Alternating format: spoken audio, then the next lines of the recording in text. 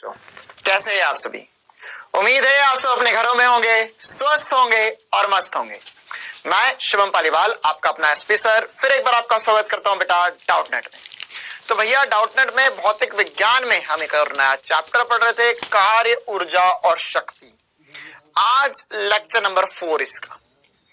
आज हम कार्य, ऊर्जा और शक्ति में क्या पढ़ने वाले हैं? पिछली क्लासेस में हमने कार्य देखा था और उसके साथ ही साथ, कार्य के साथ ही साथ हमने यह भी देखा था, जाना था और समझा था कि ऊर्जा क्या होती है और ऊर्जा के प्रकार क्या होते हैं। अब हमें उसी में आगे चर्चा करनी है। हमने गतिज ऊर्जा के बारे में पिछली क्लास में देख लिया था, तो गतिज ऊर्जा पे और आगे चर्चा हम करने वाले हैं। चलिए बेटा, तो हम क्लास शुरू करते हैं। इस चैप्टर में सबसे पहले हमने अदिश गुणनफल के बारे में जाना था, फिर हमने कार्य समझा था। कार्य के बाद में हमने कार्य गतिज ऊर्जा प्रमेय के ऊपर चर्चा करना शुरू करनी है। तो उसके लिए हमें गतिज ऊर्जा बहुत बेहतर तरीके से और इन डेप्थ नॉलेज के साथ पता होना चाहिए। तो इसी के बारे में हम पता करेंगे आज की क्लास में। गतिज ऊर्जा के बारे में और थोड़ी बहुत जानकारी और कार्य ऊर्जा प्रमेय देखेंगे। कार्य गतिज ऊर्जा प्रमेय भी बोलते हैं, कार्य ऊर्जा प्रमेय भी बोल सकते हो आप। इसी प्रकार से फिर आने वाली क्लासेस में हम संरक्षी बल, असंरक्षी बल और केंद्रीय बल पर चर्चा करेंगे बेटा। और साथ ही साथ हम स्थितिज ऊर्जा के बारे में जानेंगे, काफी इंपॉर्टेंट टॉपिक, काफी बढ़िया मजेदार सी बात। फिर उसके बाद में हम यांत्रिक ऊर्जा का संरक्षण नियम समझेंगे और आखिरी में शक्ति पढ़ेंगे बेटा। यांत्रिक ऊर्जा का संरक्षण का नियम जो होता है और जो आज हम पढ़ने वाले हैं वो लगभग आते हुए कुछ एक जैसी ही बातें होती है। इसमें हम केवल यांत्रिक ऊर्जा की बातें करेंगे। इसमें या यांत्रिक ऊर्जा के कार्य की बातें या ऊर्जा और कार्य के बीच में संबंध की बातें करेंगे। इसमें हम हर एक प्रकार के कार्य के बारे में बात करने वाले हैं आज। ठीक है, चलिए भैया, तो बिना समय खराब करें हम शुरू करते हैं क्लास। गतिज ऊर्जा और संवेग में संबंध पढ़ने वाले हैं, फिर कार्य ऊर्जा प्रमेय हम समझ पाएंगे। ठीक है, हमने क्या पढ़ा था वो एक बार रिवाइज भी करवा देता हूं। कल की क्लास में हमने बस इतनी सी बातें देखी थी कि सर गतिज ऊर्जा क्या होता है ना। गतिज ऊर्जा क्या होता है भैया? गतिज ऊर्जा सर, अगर एक वस्तु v वेग से गतिमान है ना, तो उसको रोकने के लिए जो किया गया कार्य या उसकी गति के कारण उसके पास जो ऊर्जा है, उनको हमने गतिज ऊर्जा बोला था। अच्छा ये बताओ यार, ये स्केलर है या वेक्टर, मतलब सदिश है या अदिश है ना। देखो, कार्य, ऊर्जा, जितनी भी कार्य हमने पढ़े और जितनी भी ऊर्जाएं हम आगे पढ़ने वाले हैं और अभी जो पढ़ ली है, वो सभी के सभी कैसे होती है भैया? वो सब अदिश राशियां होती है।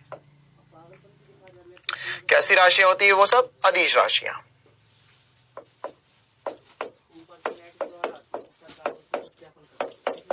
ठीक है, सारी चीजें अदिश राशियां होती है। चलो भैया, बहुत बढ़िया, आगे बढ़ते हैं। और इसी प्रकार से है ना, तो हमें kinetic energy half mv square तो समझ में आता है, चमकता है सर। अब ये संवेग का क्या चक्कर है? इस पर ग्राफ वगैरह भी हमने बना लिए थे, 2-3 ना छोटे छोटे से सवाल भी कर लिए थे। हमें महत्वपूर्ण बात करनी है, हमें यह देखना है कि संवेग और गतिज ऊर्जा में क्या संबंध होता है और इससे जुड़े सवाल। क्यों? क्योंकि आदि अनादि काल से इस पर बहुत सारे सवाल और बहुत बढ़िया बढ़िया रोमांचक सवाल आए हैं बेटा। तो चलिए हम पहले समझते हैं संवेग क्या होता है। संवेग समझना नहीं है, संवेग तुम्हें ऑलरेडी आता, बता रहा हूं क्या होता है। किसी बच्चे लगा रहे फिर से संवेग पढ़ाएंगे, ये तो इतना अच्छा आदमी नहीं हूं मैं। संवेग क्या होता है? संवेग परिमाण अनुसार लिख सकते थे सर, P बराबर mv, है ना। वैसे है ये सदिश राशि, लेकिन हम परिमाण अनुसार P बराबर mv लिख सकते हैं। गतिज ऊर्जा कितनी है? हाफ एमवी स्क्वायर है।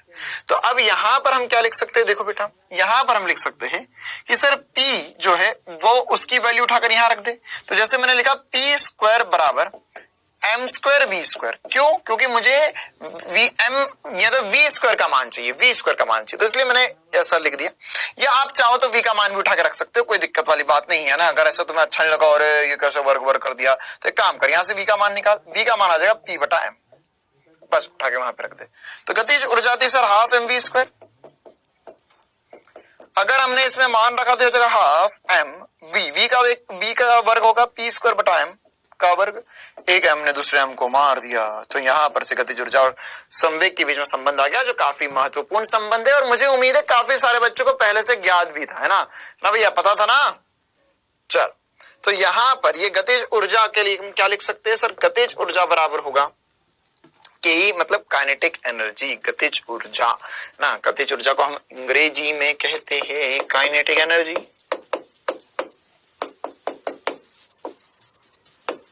चलो, तो यहां पर ये हम लिख सकते हैं p² अपॉन में 2m, p² अपॉन में 2m, ये काइनेटिक एनर्जी होगी।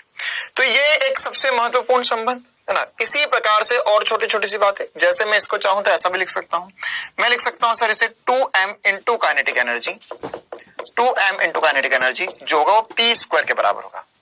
2m इंटू काइनेटिक एनर्जी जो होगा वो p² के बराबर होगा, या इसमें वर्गमूल ले लूं मैं, ये हो जाएगा √2m इंटू काइनेटिक एनर्जी, वो p के बराबर होगा। तो ये एक और इंपॉर्टेंट संबंध है ना। इसके बीच में ग्राफ वगैरह भी हमसे पूछ सकते हैं, संवेग और गतिज ऊर्जा के मध्य ग्राफ पूछ सकते हैं, वगैरह वगैरह ग्राफ भी हमें आ सकते हैं। तो वो सब भी हम बना ही लेते हैं, और साथ ही साथ इस संबंध पर और महत्वपूर्ण चर्चा भी कर लेते हैं ना। तो एक छोटी सी हेडिंग डाल सकते हो आप कि ग्राफ कैसे बनेंगे, यहाँ पर ग्राफ कैसे बनेंगे और क्या बनेंगे, उसके ऊपर चर्चा कर लेते हैं। देखो भैया, ग्राफ कैसे बनेंगे, ग्राफ कैसे बनेंगे और क्या बनेंगे। तो ग्राफ क्या बनेंगे, अगर मैंने यहां पे तुम्हें ग्राफ बनाने का बोला, ग्राफ बनाने का बोला, और किसके मध्य ग्राफ बनाया, मान के चलो मैंने गतिज ऊर्जा और संवेग के मध्य ग्राफ बनाने का बोला तुम्हें, किसके मध्य, गतिज ऊर्जा और संवेग के मध्य ग्राफ बनाया। तो बेटा मेरे प्यारे बच्चों, गतिज ऊर्जा और संवेग के मध्य जो ग्राफ बनेगा वो कैसा बनेगा। तो सर ये जो ग्राफ बनेगा वो बनेगा परवलय। तुझे कैसे पता, क्योंकि सर आपने सिखाया मुझे जब भी स्क्वायर होता है, जब भी वर्ग होता है तो क्या बनता है, परवलय। जैसे कल की क्लास में हमने हाफ mv² पे ग्राफ बनाया था, तो v का वर्ग था, v का वर्ग था, तो वर्ग होगा मतलब कि परवलय बनेगा। तो यहाँ पे संवेग का वर्ग है मतलब कि परवलय बनेगा ही बनेगा। अच्छा, अब पहली बात तो मुझे पता चला कि ग्राफ जो है वो सर परवलय बनने वाला है, लेकिन कैसा परवलय बनेगा, कैसा परवलय कहने का मतलब क्या हो गया, ये कहां खुलता हुआ बनेगा। तो सर आपने इसके लिए हमें एक शॉर्ट ट्रिक भी बताई थी कि जिसकी घात ज्यादा होती है उससे दूर भागता है, जिसकी घात ज्यादा होती है, p की घात ज्यादा, तो p से दूर भागेगा परवलय। लो भैया बना दिया परवलय, p से दूर भागता हुआ परवलय। या अगर हमको बोल सकता था बस ऐसे मूर्ख बनाने के लिए, है ना, मूर्ख बनाने के लिए हमें बोल सकता है कि यार एक बात बताओ, अगर मैंने इधर गतिज ऊर्जा रख दिया होता और इधर संवेग रख दिया होता तो ग्राफ कैसा बनता। सर फिर से परवलय ही बनता, लेकिन किंतु परंतु ये ग्राफ अब ऐसा बन जाता क्योंकि p की घात ज्यादा, p से दूर भागेगा। क्लियर ये कहानी क्या है, छोटी सी बात सभी को चमकती है। आगे बढ़ते हैं हम इसी प्रकार से हम आगे बढ़ते हैं और भी इंपॉर्टेंट कहानी की तरफ। इसमें और ग्राफ बनाना चाहता हूं मैं, लेकिन अब कुछ रोमांचकारी ग्राफ। सर इसमें क्या रोमांचकारी होगा, देखो भैया, अब मैं तुम्हें इसमें एक बहुत रोमांचकारी ग्राफ बनाकर देना चाहता हूं। जो सबसे पहला रोमांचकारी ग्राफ मैं बनाऊंगा वो बना रहा हूं मैं p² और काइनेटिक एनर्जी के बीच में। अब बहुत सारे बच्चों के तोते उड़ जाएंगे, ध्यान से समझना। काइनेटिक एनर्जी और p² के मध्य ग्राफ बनाना है मुझे यहाँ पर p के मध्य ग्राफ नहीं बनाना है, मुझे काइनेटिक एनर्जी और p² के मध्य ग्राफ बनाना है। मतलब कि x अक्ष पर क्या है, p², y अक्ष पर क्या है, गतिज ऊर्जा। समीकरण क्या है, इनके बीच में संबंध क्या है, गतिज ऊर्जा सर जो होता है वो p²/2m के बराबर होता है। गतिज ऊर्जा जो होता है वो p²/2m के बराबर होता है। मतलब क्या हो गया, मतलब इस पूरे को मैं क्या बोल सकता हूं, p² बोल सकता हूं, इस पूरे को क्या बोल सकता हूं, p² को मैं x बोल सकता हूं। मतलब यहां पर काइनेटिक एनर्जी को बोलूंगा मैं y, तो y बराबर x/2m। तो एक नियत मान है, उससे कोई फर्क नहीं पड़ता। 2m कैसा मान है, नियत मान है, उससे कोई फर्क नहीं पड़ता। तो यहां पर ये जो y है वो x के बराबर आ गया, मतलब एक सरल रेखा बनेगा। मुझे पता है तुम सबके तोते उड़े हैं, देखो भैया कैसे, है ना।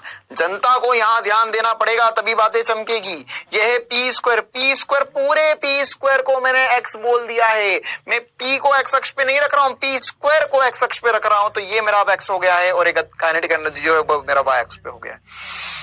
तो y बराबर x हुआ है ना। जैसे देखो इसके अगर मैं लिखता तो इसमें क्या होता सर, इसके लिए होता x अक्ष पर है p और y अक्ष पर है काइनेटिक एनर्जी।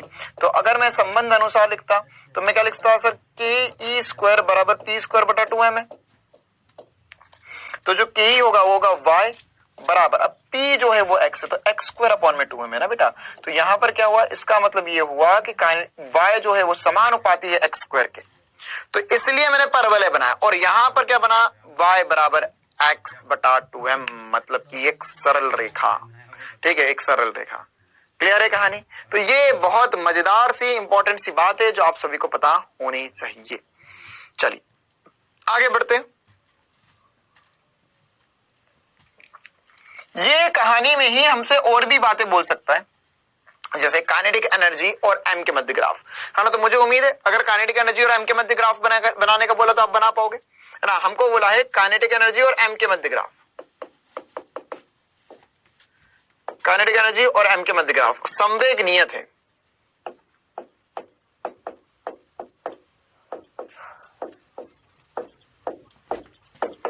तो क्या हो गया सर, के बराबर पी स्क्वायर बटा 2m।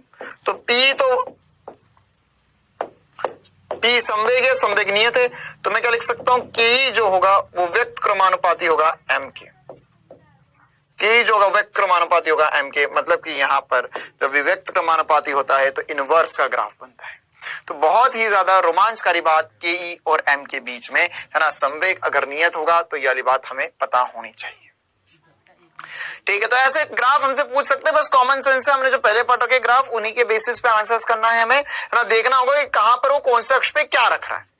इसी का एक सवाल लास्ट में क्विज के रूप में भी बहुत ही ज्यादा एक्स्ट्रा ऑर्डिनरी लेवल का सवाल है। अगर वो आप क्रैक कर गए, मतलब कि आप बहुत बेहतर तरीके से ग्राफ समझ गए हैं और इक्वेशन से खिलवाड़ कर सकते हैं। चलिए, तो ये पहले प्रकार का सवाल होता है इनके संबंध के बीच में। और भी प्रकार के सवाल होते हैं इनके संबंध के बीच में, जैसे मान के चलो मुझे बोला कि मेरे पास दो वस्तु है ना, दो वस्तु है। ये है पतलू सर, वस्तु, हाँ मतलब दो आदमी हैं, एक है पतलू और एक मोटू।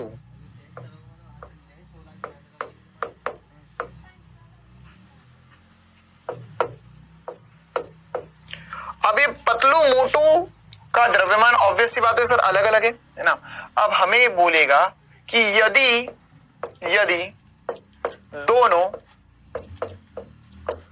समान संवेग से गति कर रहे हैं, समान संवेग से गति कर रहे हैं,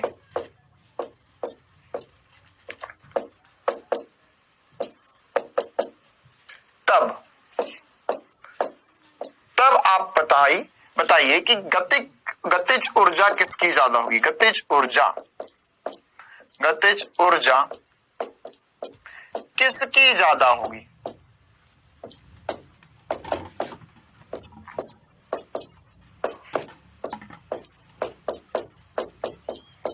तो कैसे करेंगे, ये बहुत ही गंभीर सवाल। क्या कोई बता सकता है कैसे करेंगे ना? कैसे करेंगे सर, हम बताते हैं, हम बताएंगे। देखो सर, यहां पर अगर दोनों समान संवेग से गति कर रहे हैं तब गतिज ऊर्जा किसकी ज्यादा होगी। तो सर संवेग समान है, एक है मोटू एक है पतलू। तो मोटू पतलू की कहानी यहाँ पे शुरू हो गई है। नहीं सर, हम तो डोरेमोन देखते हैं, हम तो डोरेमोन वाले बच्चे हैं। हाँ बहुत बढ़िया, लेकिन अभी हम बात करेंगे मोटू पतलू की, है ना। आया देखो डोरेमोन। यहां पर क्या करेंगे भैया, मोटू पतलू में से सर गतिज ऊर्जा जो होता है वो पी स्क्वायर बटा 2m। तो P दोनों का समान है, P दोनों का समान है, तो P समान है तो गतिज ऊर्जा क्या है। क्या मैं ऐसा लिख सकता हूं कि P समान है, मतलब कि गतिज ऊर्जा जो व्यक्त क्रमानुपाती है m के, है ना। मतलब कि यहां पर गतिज ऊर्जा देख, व्यक्त क्रमानुपाती कहने का मतलब क्या हो गया कि जिसका द्रव्यमान ज्यादा उसकी गतिज ऊर्जा कम, है ना। मतलब व्यक्त क्रमानुपाती, ये बढ़ा तो ये कम हुआ, ये घटा तो वो बढ़ा, वो बढ़ा तो ये घटा। तो हम लिख सकते हैं जिसका मास ज्यादा, सॉल्यूशन में एक लाइन में लिख देंगे कि जो द्रव्यमान है, द्रव्यमान ऑब्वियस सी बात है मोटू का ज्यादा होगा, मोटू का द्रव्यमान ज्यादा है पतलू से। तो क्या लिखेंगे, गतिज ऊर्जा जो होगी वो पतलू की ज्यादा होगी, पतलू की ज्यादा होगी और मोटू की कम होगी। मोटू की क्या होगी? कम होगी। मतलब पतलू की ज्यादा होगी, मोटू की कम होगी गतिज ऊर्जा। क्यों? क्योंकि दोनों का द्रव्यमान का हमें पता है कि मोटू का द्रव्यमान ज्यादा है, तो द्रव्यमान जो होगा व्यक्त क्रमानुपाती होगा गतिज ऊर्जा के। ऐसे ही छोटे छोटे और सवाल हमसे पूछा जा सकते हैं, है ना। ये जो हमारे पास समीकरण है, या ये जो हमारे पास पी स्क्वायर बटा 2m का सूत्र है, इसमें हमसे पूछा जा सकता है दोनों की गतिज ऊर्जा बराबर है, द्रव्यमान का अनुपात बताओ। ऐसे छोटे छोटे सवाल बहुत पूछे जा सकते हैं ना। द्रव्यमान का अनुपात दे देंगे, संवेग का अनुपात बताओ। तो ये सब कुछ इस सूत्र से होंगे, है ना। आसान से सवाल। उसी प्रकार के आसान सवालों में एक और बढ़िया प्रकार का सवाल हम डिस्कस करना चाहते हैं। आसान, लेकिन हम फिर भी डिस्कस करना चाहते हैं ना। हेडिंग डालो इसी में, प्रतिशत परिवर्तन। प्रतिशत परिवर्तन। पहले मैं तुम्हें थोड़ा सा गणित सिखा दूं, फिजिक्स तो सिखा ही दूंगा। प्रतिशत परिवर्तन, जैसे मान के चलो अगर मुझे कल को बोला कि भैया बताओ प्रतिशत परिवर्तन क्या होता है, तो प्रतिशत परिवर्तन से आपको क्या समझ में आना चाहिए, इस वर्ड से क्या समझ में आना चाहिए। जैसे आपको पूछा कि ये बताओ आपके कक्षा 10वीं में कितने प्रतिशत थे, तो कितने प्रतिशत थे कैसे निकालेंगे, कैसे निकाले, कितने नंबर आए बटे में कुल नंबर इंटू 100 प्रतिशत होता है। अब ऐसे ही प्रतिशत परिवर्तन मतलब किसमें से परिवर्तन हुआ, तो प्रतिशत परिवर्तन क्या लिखते हैं, देखो ये लिखते हैं हम परिवर्तन, है ना। इसका सूत्र चाहो तो आप याद कर सकते हो। परिवर्तन, जैसे किसी का भी प्रतिशत परिवर्तन निकालना, तो निकालो परिवर्तन बटे में प्रारंभिक मान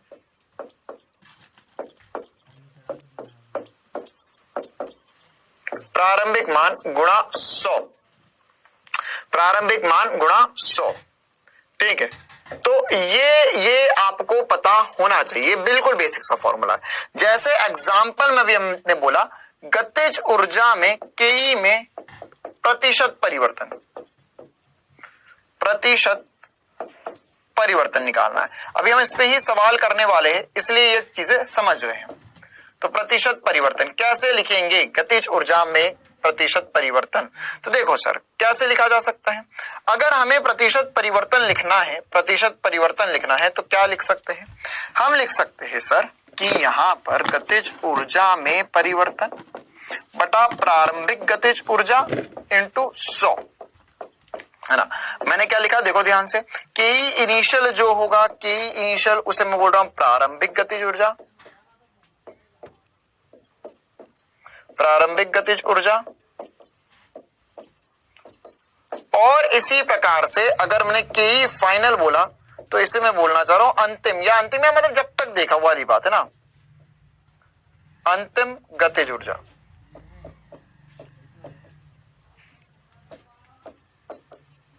तो देखो भैया अगर मैं परिवर्तन की बात करूं तुमसे डेल्टा के, तो क्या लिखोगे सर, डेल्टा के लिखेंगे फाइनल गतिज ऊर्जा माइनस इनिशियल गतिज ऊर्जा, माइनस इनिशियल गतिज ऊर्जा। ये गतिज ऊर्जा में परिवर्तन आएगा, ठीक है। अच्छा अब प्रतिशत परिवर्तन कैसे लिखेंगे, प्रतिशत परिवर्तन कैसे लिखेंगे सर, लिखेंगे हम फाइनल गतिज ऊर्जा माइनस इनिशियल। अबे ये एग्जाम्पल चल रहा है ना, इसको सीरियस मत ले जाना दिल पे कि यही आएगा। संवेग में प्रतिशत परिवर्तन, है ना, वेग में संवेग प्रतिशत परिवर्तन, कुछ भी पूछ सकते हैं। मैं गतिज ऊर्जा में लिखते कैसे एक एग्जाम्पल से समझाना चाह रहा हूं तुम्हें ना, कि परिवर्तन बटा प्रारंभिक मान इंटू 100। तो मैं चाहूं तो इसे ऐसा लिख सकता हूं, देखो बीच में से तोड़ दो तो देखो फाइनल बटे में इनिशियल माइनस 1 इंटू 100। क्या कर दिया मैंने, इसको बीच में से तोड़ा तो जब फाइनल बटा इनिशियल माइनस इनिशियल बटा इनिशियल, तो इनिशियल बटा इनिशियल क्या हो गया, 1 हो गया। तो ये ऐसे मैं दिलचस्प कहानी कर सकता हूं, फाइनल गतिज ऊर्जा बटे में इनिशियल गतिज ऊर्जा माइनस 1 इंटू 100। अब इसी का उपयोग हम आगे भी करने वाले हैं। क्या उपयोग कर रहे हैं देखो बेटा मगर ध्यान से, यहां पर क्या होगा, ये जो प्रतिशत परिवर्तन है हमसे ऐसे सवाल पूछे जाएंगे। कैसे सवाल, एक प्रश्न से शुरुआत करते हैं। तो हमें बोला यदि संवेग में 20% का परिवर्तन किया जाए, 20% का परिवर्तन किया जाए, या ऐसा बोलेगा संवेग 20% बढ़ा दिया, संवेग क्या कर दिया 20% बढ़ा दिया, या बोल देगा यदि संवेग में 20% का परिवर्तन किया जाए तब गतिज ऊर्जा में प्रतिशत परिवर्तन क्या होगा। ठीक है, तो गतिज ऊर्जा का प्रतिशत परिवर्तन पूछा है, मतलब कि संवेग का प्रतिशत परिवर्तन दिया है और गतिज ऊर्जा का प्रतिशत परिवर्तन पूछा है। बहुत मुश्किल बात, स्टेप बाय स्टेप आराम से चलेंगे ना। देखो भैया ये कोई फिजिक्स नहीं है, कोई फिजिक्स नहीं है, लेकिन ऐसे सवाल आएंगे हमें नीट में। क्यों? क्योंकि उन्हें पता है कि तुझे मैथ्स नहीं आता है, इसलिए, है ना। तो यहां पर हम क्या करेंगे, यहां पर संवेग में 20% परिवर्तन, ऐसा बोल सकता था 20% बढ़ गया, 20% घट गया, ऐसा भी बोल सकता था। तो संवेग बढ़ेगा तो गतिज ऊर्जा बढ़ेगी, संवेग घटेगा तो गतिज ऊर्जा भी घटेगी। अभी हम एक छोटे से एग्जांपल से डिस्कस कर रहे हैं। अच्छा, जैसे अब मान के चलो, इसको मैं एक एग्जांपल को डिटेल में सॉल्व करूंगा ना, फिर आपको इसमें ट्रिक पता चल जाएगी क्या करना होता है। अगर मैंने बोला कि प्रारंभिक संवेग क्या है ना, तो P इनिशियल, प्रारंभिक संवेग PI मान लो। ये क्या लिख दिया, प्रारंभिक संवेग। तो अगर प्रारंभिक संवेग जो है वह PI है, तो P फाइनल क्या हो जाएगा, P फाइनल क्या हो जाएगा, अंतिम संवेग क्या होगा। प्रारंभिक संवेग अगर PI है तो अंतिम संवेग क्या होगा। तो सर अंतिम संवेग कैसे लिख सकते हैं, तो अंतिम संवेग होगा, देख प्रारंभिक का 20% बढ़ गया, प्रारंभिक का 20% बढ़ गया तो कितना हो गया। जैसे मान के चलो 100 नंबर, मैंने 20% नंबर बढ़ा दिए तो कितने हो गए, 120 नंबर हो गए। कैसे, देखो ऐसे करा मैंने, है ना। मेरे को करना होगा फाइनल क्या हो जाएगा, फाइनल निकालने के लिए मुझे ऐसा लिख सकता हूं। देखो भैया क्या लिख सकता हूं, मुझे बोला 20% का परिवर्तन आ गया, मतलब डेल्टा P जो है वो है 20% PI का, मतलब प्रारंभिक का 20% बढ़ाया है ना। अरे जितनी भी वैल्यू उसका 20% बढ़ा दिया, तो यहां पर क्या होगा, ये हो जाएगा सर 20/100 या कॉमन सेंस से मैं पहले ही बोल सकता था 20/100 PI। तो मैं डेल्टा P या परिवर्तन जो है वो लिख सकता हूं, संवेग में परिवर्तन हो गया 0.2 प्रारंभिक संवेग का, है ना। मतलब मैं क्या कॉमन सेंस की बात कहना चाहता हूं, मैं कॉमन सेंस की बात ये कहना चाहता हूं कि संवेग कितना बढ़ गया, संवेग कितना बढ़ गया। तो ये कैसे पता करूंगा मैं, ये मैं कैसे पता कर सकता हूं, ये मैं पता कर सकता हूं कि ये हो जाएगा संवेग परिवर्तन जो है वो 0.2 PI है। तो कॉमन सेंस कैसे, ऐसे अगर मान के चल मैंने बोला 20% बढ़ गया, तो 20% में तो कितना हुआ, 0.2 हुआ। 30% बढ़ गया मतलब 0.3 हो गया। 40% बढ़ गया मतलब 0.4 हो गया, है ना। मैंने बोला 100% बढ़ गया, 90% बढ़ गया, 90% बढ़ गया, तो क्या बोलेगा सर 90% बढ़ गया मतलब कि कितना हो गया, 0.9 बढ़ गया। 100% बढ़ गया मतलब 1 बढ़ गया। 110% बढ़ गया मतलब 1.1 बढ़ गया। तो हो कितना गया इतना बढ़ने के बाद में, तो P फाइनल को मैं क्या लिख सकता हूं, देखो ध्यान से, परिवर्तन को तो मैं ऐसा लिख सकता हूं ना, फाइनल माइनस इनिशियल इंटू 0.2। देख अभी मैं बहुत डिटेल में, बहुत ज्यादा ही डिटेल में, हाँ मतलब कि जैसे 5वीं कक्षा वालों को गणित पढ़ाते उतनी डिटेल में पढ़ा रहा हूं मैं। तो ये जो है 1.1 P इनिशियल,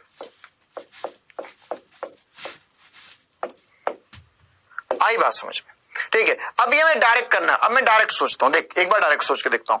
मान के चल मुझे बोला 30% बढ़ा दिया, 30% बढ़ा दिया, तो सर ऐसा सोचो सर 30 सोचो सर 30% बढ़ा दिया मतलब 0.3 बढ़ा दिया तो हो गया होगा 1.3। 40% बढ़ा दिया मतलब 0.4 बढ़ाया हो गया 1.4। 100% बढ़ा दिया मतलब बड़ा 1 हो गया 2P, है ना, या 2 गुना हो जाएगा प्रारंभिक, ठीक है। तो ऐसे हम पी फाइनल निकाल सकते हैं। अच्छा, ये अभी हमारा सवाल खत्म नहीं हुआ, हमें तो क्या निकालना है, गतिज ऊर्जा में परिवर्तन निकालना होगा। के फाइनल बटा के इनिशियल माइनस 1। तो गतिज ऊर्जा क्या होता है सर, के इनिशियल होगा पी इनिशियल का स्क्वायर बटे में 2m। अच्छा, के फाइनल क्या लिखोगे सर, ये तो कोई पूछने वाली बात है क्या, पी फाइनल का स्क्वायर बटा 2m होगा। बहुत बढ़िया। अब तुम्हें निकालना क्या, उसके लिए फाइनल बटा इनिशियल निकालना है मान। तो के फाइनल बटा के इनिशियल, के आई इनिशियल, ये कितना होगा पहले ये निकाल लेते। तो ये हो जाएगा सर, देख ये एक बार निकाल लिया, अभी हमेशा के लिए ये वाली बात वैलिड रहेगी। कितना हो गया सर, सर ये हो जाएगा यहां से पी फाइनल का स्क्वायर बटे में 2m, पी इनिशियल का स्क्वायर बटे में 2m। मैं ना एक बार निकाल के दे रहा हूं, जन्मों जन्म तक यही चलेगा। तो जब पी स्क्वायर का पी फाइनल का स्क्वायर बटे में पी इनिशियल का स्क्वायर, ये फाइनल गतिज ऊर्जा बटे में इनिशियल गतिज ऊर्जा आ गई है। तो यहाँ पे फाइनल बटा इनिशियल का मान क्या आएगा, फाइनल बटा इनिशियल का मान क्या आएगा सर, फाइनल बटा इनिशियल का मान है 1.1। तो यहां पर मैं चाहूं तो इसे क्या लिख सकता हूं, इसे सर फाइनल बटा इनिशियल का मान है 1.1, या हो जाएगा 1.2 का वर्ग, तो हो जाएगा 1.44। पूछना मत कैसे आया, 12 का वर्ग मुझे याद है, तुझे नहीं याद है तो हम क्या करें भैया, अरे कुछ तो याद कर लो। 12 का वर्ग 144 होता है, 13 का वर्ग कितना होता है 169 होता है, 14 का कितना होता है 196 होता है, 15 का कितना होता है 225 होता है, कुछ तो याद करो। ये हमारे पास फाइनल बटा इनिशियल निकल गया। अब प्रतिशत परिवर्तन क्या होगा, प्रतिशत परिवर्तन, अब देखो एक बार कर लिया तो बार बार मेहनत करने की जरूरत नहीं होगी, चुटकी बजा बजा के आंसर निकाल पाओगे। प्रतिशत परिवर्तन, प्रतिशत परिवर्तन गुरुजी हम लिख पाएंगे, आप सीधे सीधे लिखेंगे प्रतिशत परिवर्तन जो होगा, प्रतिशत परिवर्तन के ई में वो हो जाएगा के फाइनल बटे में के ई इनिशियल -1 × 100। आंसर आ चुका है हमारे पास। सर इतना बड़ा हमेशा करना पड़ेगा, अरे नहीं करना पड़ेगा, अभी डायरेक्ट भी कर लोगे, कोई बड़ी बात नहीं है, इंटेलिजेंट हो तुम सब। तो यहां पर क्या आ जाएगा, यहां पर आ जाएगा सर फाइनल बटा इनिशियल, फाइनल बटा इनिशियल हो गया 1.44 -1 × 100, या मैं लिखूंगा 44%। देखो भैया, फाइनल बटा इनिशियल, फाइनल बटा इनिशियल, फाइनल बटा इनिशियल, फाइनल था इनिशियल, फाइनल बटा इनिशियल का मान, तो के फाइनल बटा के इनिशियल का मान हो जाएगा 1.2 पी 1.2 का स्क्वायर, और उसे मैं लिख सकता हूं 1.44। आ गया मजा, ठीक है। अच्छा, अब मैं एक चीज डायरेक्ट करके देखता हूं, ये सवाल हो गया, आंसर आ गया। अब यदि, है ना, ध्यान समझना, अब डायरेक्ट तुम भी डायरेक्ट कर पाओगे, ध्यान से समझना, देखना। देखो अल्टीमेटली हुआ क्या है, यदि संवेग में P में प्रतिशत परिवर्तन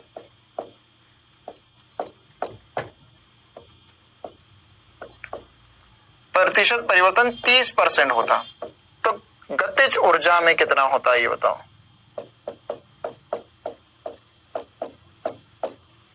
गतिज ऊर्जा में प्रतिशत परिवर्तन कितना होता है ये बताओ। देखो आराम से प्यार से पेन नहीं उठाएंगे लेकिन आंसर निकाल देंगे। ध्यान सोच सोच सोच सोच, जब तक सोचेगा नहीं, दिमाग में जोर नहीं आएगा, तब तक डॉक्टर नहीं बन पाएगा। 30%। सर संवेग में प्रतिशत परिवर्तन हुआ 30% का मतलब ये संवेग में प्रतिशत परिवर्तन के बाद में फाइनल संवेग हो गया 1.3। 1.3 मतलब मैं यहां पर लिख सकता हूं, इसका सॉल्यूशन करूंगा, है ना, तुम्हारे लिए पेन चला रहा हूं, बाकी मुझे जरूरत नहीं है। पी फाइनल जो हो गया वो 1.3 हो जाएगा पी इनिशियल के। तो अगर पी फाइनल बटा पी इनिशियल की बात करूं तो वो हो गया है 1.3। अब होगा 1.3 का वर्ग, तो यह 1.69 -1। अरे सीख ले, ऐसे ही करती है दुनिया। 1.69 -1 मतलब कितना हो गया, 1.69 -1 मतलब हो गया 0.69 × 100। तो कितना हो गया सर, आंसर आ गया 69% डायरेक्ट इंटू 69%, है ना। ये 69% आ गया। इंटू 100 क्यों कर दिया मैंने, इंटू 100 क्यों कर दिया, प्रतिशत में निकालने के लिए इतना ही करना है। ये रहा आंसर, इतने से में क्लियर है ना। इस पर भी बेस क्विज में एक दो सवाल हम लेंगे, बहुत इंपॉर्टेंट, काफी जोरदार कंसेप्ट। क्लियर है इतनी सी बात? चलो भैया अब हम आगे बढ़ते हैं और भी एक छोटी सी लास्ट बात कर मैं आपको बताना चाहता हूं, ये वाला टॉपिक खत्म करना चाहता हूं, है ना। मान के चलो देखो, अब ये कुछ जो डेप्थ वाली बात बता रहा हूं मैं, वो कहीं नहीं मिलेगी, ध्यान समझना। मान के चलो यदि संवेग में p मतलब संवेग में प्रतिशत परिवर्तन, संवेग में प्रतिशत परिवर्तन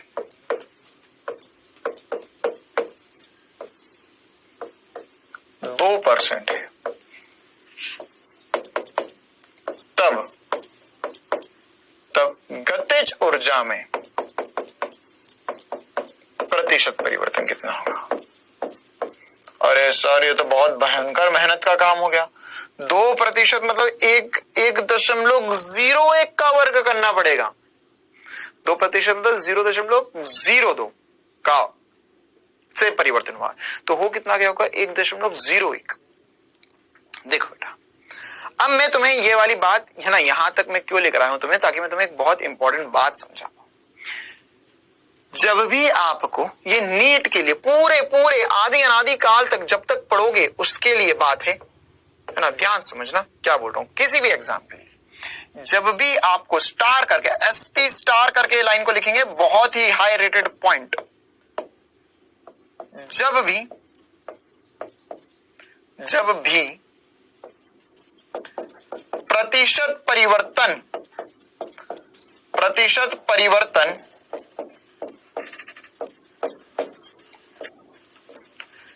4 या 4 से कम हो, प्रतिशत परिवर्तन 4% या 4% से कम हो,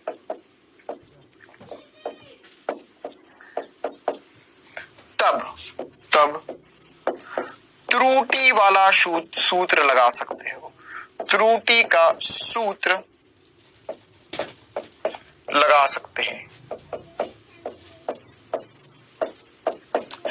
ये क्या चल गया? देखो, त्रुटि में मैंने आपको ऐसी कुछ बात सिखाई थी जब हमने मात्रक मापन पढ़ा था कि सर गतिज ऊर्जा अगर बराबर p²/2m लिखा हुआ है, तो अगर द्रव्यमान नियत है, देखो मुझे पता है बहुत सारे बच्चों के तोते उड़ेंगे, लेकिन तुम्हारे ना उड़े इसलिए डिटेल में बता रहा हूं, ध्यान से देखना। गतिज ऊर्जा बटा डेल्टा के बटा के बराबर होगा 2ΔP/P। ये है शॉर्ट ट्रिक, ये शॉर्ट ट्रिक कब लगेगी? जब 4% से कम प्रतिशत परिवर्तन हो या 4% ही हो, तब ये शॉर्ट ट्रिक लगा सकते हैं, है ना। मैंने डेल्टा ये प्लस डेल्टा m/m क्यों नहीं लिखा? क्योंकि m में कोई परिवर्तन नहीं है, द्रव्यमान नियत है, इसलिए मैंने ये वाली कहानी नहीं लिखी। तो मैं बस एक लाइन में इसका आंसर लिख सकता हूं क्या, कि सर डेल्टा के में प्रतिशत परिवर्तन मतलब इंटू 100 के में प्रतिशत परिवर्तन होगा, वो 2 गुना हो जाएगा 2 के, मतलब हो गया 4%। एक लाइन में आंसर। ध्यान सुनना, मैं चाहता तो इसको करता पूरा, ये गलत है। अरे ये कोई गलत चीज है, ये तो त्रुटि वाली चीज है, कोई सही चीज है क्या? गलत है, सब गलत है ना। लेकिन चक्कर क्या है, जब 2%, ये बहुत छोटी वैल्यू ना यार। अरे 2 लिखा हुआ, कर ले चल कर, 2 लिखा हुआ, 2 का प्रतिशत होगा 0.102 का वर्ग, ये एक बहुत छोटा नंबर आएगा। फिर उसको मैं 1 में से घटाऊंगा तो उससे लगभग 4 ही आंसर आएगा, ठीक है। मतलब ऐसा कुछ आएगा 3.98, ऐसा छोटा सा, ठीक है, वो लगभग 4 आएगा।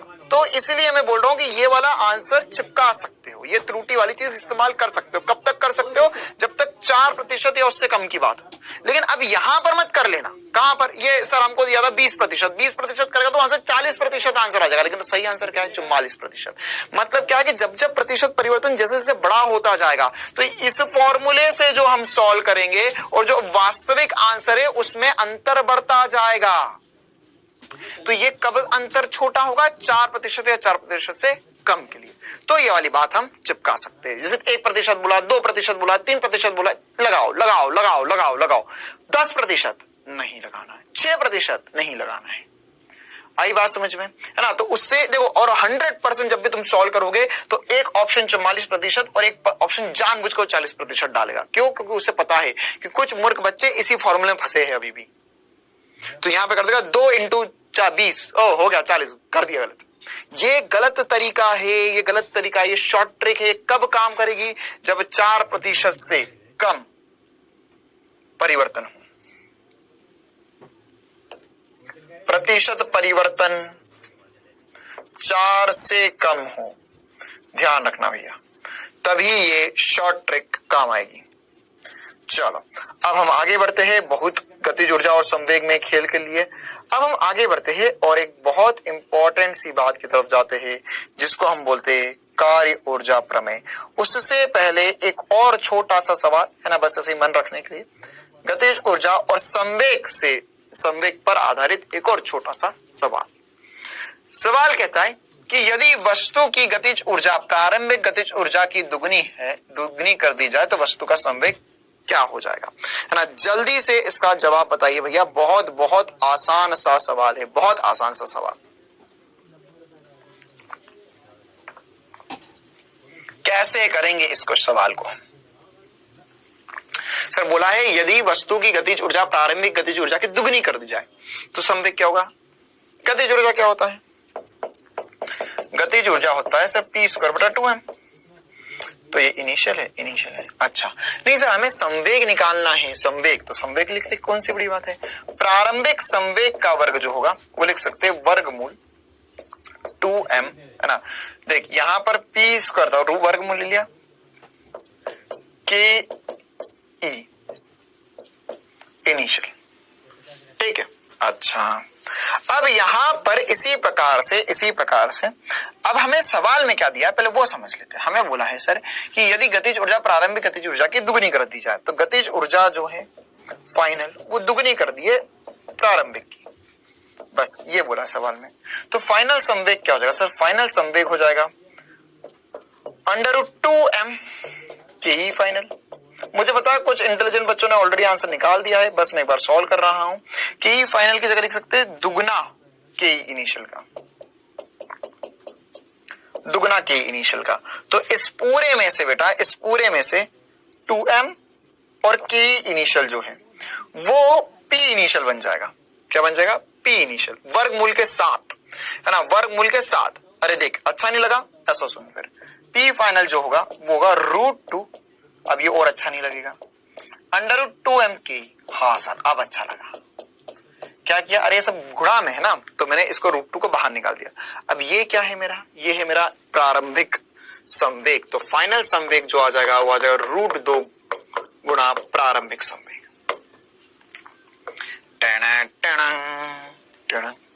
दुगुना हो जाएगा, √2 गुणा दुगुना हो जाएगा, वर्गमूल 2 गुणा हो जाएगा। चलिए आगे बढ़ते हैं हम, और अब हम एक बहुत इंपॉर्टेंट सी बात की तरफ जा रहे हैं जो है फिजिक्स की जान, कार्य ऊर्जा प्रमेय। कार्य ऊर्जा प्रमेय, है ना? काला दिल नहीं होता, लाल दिल होता ना। कार्य ऊर्जा प्रमेय फिजिक्स की जान है, बहुत ज्यादा इंपॉर्टेंट सी बात है ना? बहुत बहुत ज्यादा इंपॉर्टेंट, मतलब ये पता नहीं कहां लगेगा और कितनी बार ही लगेगा। और इसके जरिए जो सवाल आपने पहले सॉल्व कर रखे हैं, जो सॉल्व कर रहे हैं वो सवाल भी फिर से इसी से हो जाएंगे, ठीक है?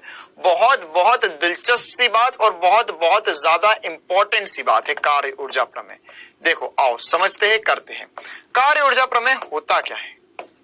किसी कण पर वस्तु पर कार्यरत सभी बल संरक्षी या असंरक्षी, बाह्य या आंतरिक, है ना? ये सब क्या होते हैं अभी हमें नहीं पता सर, लेकिन 2 चीजें पता, संरक्षी असंरक्षी तो नहीं पता, मुझे पता भी नहीं करना है ना, वो समय के साथ सब समझ में आ जाएगा। लेकिन आंतरिक और बाह्य बल बहुत बता सकता हूं ना। जैसे मान के चलो आंतरिक और बाह्य बल में क्या हो अंतर है का? एक गाड़ी है मेरे पास, है ना? एक गाड़ी है, गाड़ी में मैंने गाड़ी का इंजन ऑन किया, है ना? मतलब तो गाड़ी चली। तो अब इसको किसी ने बाहर से धक्का लगाया क्या? बाहर से धक्का लगाया क्या? अंदर ही अंदर सर पता नहीं क्या हुआ, इंजन ने ऐसा कुछ करा कि गाड़ी चल दी। चमत्कार से कम नहीं है ये। एक मेरे पास बम था, बम फट गया, बम रखा हुआ बम फट गया, तो बम फट गया है ना, तो इसमें किसी ने बाहर से आके टुकड़े टुकड़े करे थे क्या? नहीं, है ना। दिवाली के समय पे हमने पटाखा फोड़ा सर, तो पटाखा फोड़ा तो अंदर ही अंदर सब कुछ हो ना, बाहर से तो किसी ने कुछ भी नहीं किया। तो क्या आंतरिक कार्य होगा? अरे यार तुम खुद इतने बड़े मनुष्य हो, है ना, तो ये तुम एक बहुत बड़ी मशीन हो यार, है ना। तो अगर तुम खुद की बात करो तो तुम्हारे अंदर पता नहीं क्या क्या चल रहा है, लेकिन उससे बड़ा, उससे तुम सारे कार्य कर देते हो, तुम चीजों में गति दे देते हो, तुम किसी की स्थिति ऊर्जा बदल सकते हो, तुम कुछ भी कर सकते हो यार, तुम महान हो। तो ये सब कहां से आ रहा है? अंदर से आ रहा है, आंतरिक। तो ये आंतरिक बल हुए। और उसके अंदर बाह्य बल, बाह्य बल मतलब जैसे तुम नहीं कर रहे कुछ, है ना, तुम्हें फिर उसके बाद में तुम बोला गया भैया कार्य करो कार्य करो, तो क्या हो रहा है? तुम बाहर से बल लगाया जा रहा है, बाहर से प्रेशर बनाया जा रहा है, तुम फिर भी नहीं कर रहे हो। तो वास्तविकता में, है ना, मम्मी का हाथ उठकर तुम्हारे गालों की तरफ आ जाता है, तो फिर तो कार्य हो ही जाता है। तो ये क्या हुआ? ये बाह्य बल की वजह से कार्य हुआ। तो ये सब कार्य, जितने भी कार्य द्वारा, जितने भी बल है उन सब द्वारा किया गया कार्य, उनकी गतिज ऊर्जा में परिवर्तन के बराबर होता है। किसके बराबर होता है? गतिज ऊर्जा में परिवर्तन के बराबर होता है। बस यही कार्य ऊर्जा प्रमेय है। तो सर इतनी आसान सी बात है, इसमें है बहुत खतरनाक बातें। चलो अतः हम लिख सकते हैं सभी बल द्वारा कार्य, सभी बल, है ना। इसमें कौन कौन से बल आएंगे? इसमें देखो भैया, कार्य लिख सकता हूं मैं, संरक्षी असंरक्षी आगे चलकर पढ़ेंगे, है ना। और कार्य में किस किस का लिख सकता हूं? जो भी बल आज तक हमने पढ़े, जो भी कार्य आज तक लिखे, सबका कार्य हम इसके अंदर लिख सकते हैं। बाह्य बल का कार्य लिख सकते हैं, आंतरिक बलों का कार्य लिख सकते हैं, जिसका बोलो उसका लिख देंगे हम। बाह्य बल का, आंतरिक बल का, सबका बदला लेगा तुम्हारा भाई। तो यहां पर जो आंतरिक बल होगा, उनका बल, उनका कार्य, जो जो सोच सकते हो सबका मिलाकर कार्य कुल गतिज ऊर्जा के परिवर्तन के बराबर होगा। यह कहानी खत्म हो गई। इसे हम बोलते हैं कार्य ऊर्जा प्रमेय। अभी एक बार मैं इससे ये चीज डिराइव भी कर देता हूं आपको, है ना। जो छोटा सा डेरिवेशन, 1-2 लाइन का डेरिवेशन था, क्यों कर रहे? ताकि हमें इस बात का फील रहे कि ये जो इक्वेशन लिखी है या ये जो कार्य ऊर्जा प्रमेय वास्तविकता में सही भी है। तो हम आसानी से क्या लिख सकते हैं? इसे कार्य जो होता है दो रूप से कर सकता है, इंटीग्रेशन से, बिना इंटीग्रेशन से भी। ठीक है, तो यहां पे इंटीग्रेशन से कर देता हूं मैं, जो वो ज्यादा उपयोगी भी होता है। ये होता है f डॉट ds लिख सकता है, dx भी लिख सकता हूं। अच्छा, f को क्या लिख सकते हैं? f को लिख सकते हैं सर ma। f को क्या लिख सकते हैं? ma। अच्छा, a को क्या लिख सकते हैं? a को लिखना है समय सर कुछ s या x के रूप में, तो यहां पर लिखेंगे m a को लिख सकते हैं v dv बटा ds इंटू ds। ठीक है, तो यहां पर इंटीग्रेशन से ds ने ds को मार दिया, और यहां पर हमने लिख दिया सर जो कुल कार्य हुआ वो हो गया द्रव्यमान इंटू vdv का स्क्वायर, वर्ग, इंटीग्रेशन, सॉरी ये समाकलन, है ना। तो यहां पर vdv का इंटीग्रेशन करेंगे तो v का वर्ग बन जाएगा, तो जगह v स्क्वायर बटा 2। अच्छा, इसमें लिमिट भी लिख सकते हो, ये लिख सकते हो इनिशियल से फाइनल तक, है ना, एकदम एक लाइन का डेरिवेशन इनिशियल से फाइनल तक। तो ये हो जाएगा कार्य जो आया वो हाफ m v फाइनल का square, half m v final का स्क्वायर माइनस v इनिशियल के स्क्वायर के बराबर आया। तो ये क्या है? वास्तविकता में यह कार्य जो है वह फाइनल गतिज ऊर्जा माइनस इनिशियल गतिज ऊर्जा के बराबर है। आज तक जो भी तुम सब करते आए थे वो सब वास्तविकता में सब इस पर ही निर्भर था। जो गति के नियम, जो गति के समीकरण से हमने सवाल हल करे थे, गति का पहला समीकरण, दूसरा समीकरण, तीसरे समीकरण से जो हमने सवाल हल करे थे, वो सभी सवाल जो है वो इससे ही हो सकते हैं। जो भी हम सवाल करते, जैसे गति का तीसरा समीकरण जो था वो भी यही कहना चाहता था, है ना। देख कैसे, मतलब आपने अभी तक जो गति के तीसरे समीकरण पर सवाल, देखो दुनिया गोल है और फिजिक्स सबसे ज्यादा गोल है ना। तुम गति के तीसरे समीकरण, यही तो डेप्थ है यार, कि अगर तुझे ये बात समझ में आ जाए कि जो तुम वहां पढ़ रहा था और जो यहां पढ़ रहा था वो सब एक ही है, तो फिजिक्स से ज्यादा मजा इस दुनिया में कोई नहीं दे सकता। वी स्क्वायर बराबर यू स्क्वायर प्लस 2as, ये पता है ना तुम्हें? देखो ये लिख सकता हूं मैं, v square minus u square upon में 2 मतलब 2 नीचे ले आया, a इंटू एस। इस पूरे को मैं m से मल्टीप्लाई कर देता हूं, तो जगह एम वी स्क्वायर बटा दो माइनस एम यू स्क्वायर बटा दो बराबर m a into s. M a क्या होता है? M a into s. ये क्या गतिज ऊर्जा में परिवर्तन है, ये फाइनल गतिज ऊर्जा माइनस इनिशियल गतिज ऊर्जा, ये है एफ इंटू एस, या ये है कार्य। उड़ गए थे। ये सबसे खतरनाक बातों में से और सबसे इंपॉर्टेंट बातों में से है। मतलब क्या हुआ बेटा, है ना? हम आगे बढ़ रहे हैं, इसको लिख लो। इसका मतलब ये हुआ कि हमने जो सवाल अभी तक किए थे वो सब सवाल इससे हो सकते थे, बिल्कुल आसानी से किए जा सकते थे, है ना? मतलब वो भी आसान था, इसमें भी कर सकते हैं। जैसे हमसे पूछा जाता था कि सर यहाँ पर एक ब्लॉक को, है ना, हम इस पर और भी सवाल करेंगे, बस उससे पहले छोटी छोटी सी बातें रिवाइज कर लेते हैं। जैसे कार्य तो तुम्हें सबका ही लिखना होगा ना, इसमें और बहुत सारे सवाल करवाते रहूंगा मैं भी। मान के चलो कि यहाँ पर तुम्हें एक h हाइट से एक बॉल को छोड़ दिया, तो हमें यह निकालना है कि जब वो धरातल पे टकराएगी तो उसका वेग क्या है। वेग, धरातल पर वेग,